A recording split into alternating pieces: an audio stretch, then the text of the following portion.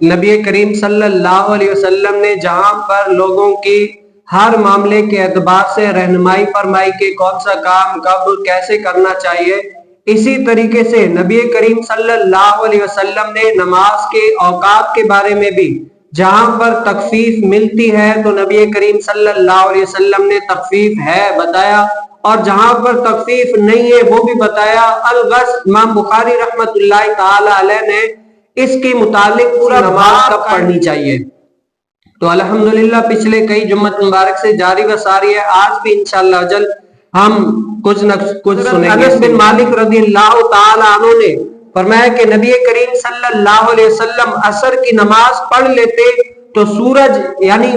بلند رہتا۔ اب یہاں پر ایسی ہے کہ اگر کوئی جلدی پڑھنا چاہے کسی وجوہات کی بنا پر، یہ بھی حضور علیہ السلام کے عمل سے ثابت ہے، تو ایک صحابی رسول حضرت انس بن مالک رضی اللہ تعالیٰ عنہ کہتے ہیں کہ ہم نبی کریم صلی اللہ علیہ وسلم کے ساتھ نماز عصر پڑھتے اور عصر ایک جگہ ہے وہاں تک جاتے، تو وہاں یہاں عصر پڑھ کے مدینے سے نکلتے، اوالی جگہ پر پہنچ جاتے تو ابھی دیکھتے کہ سورج بلند رہتا،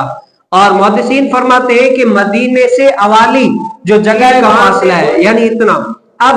یہاں سے کیا پتہ چلا کہ اگر کوئی کسی وجوہات کی بنا پر، سفر کی بنا پر یا کوئی اور عذر لائق ہو جائے، وجہ آ جائے، تو اگر کوئی عصر نماز جلدی پڑھتا ہے تب بھی پڑھ سکتا ہے، اس میں کوئی شرعی مذائقہ نہیں ہے۔ ہاں عصر نماز تاخیر سے پڑھنا یہ کیا ہے، بہتر ہے۔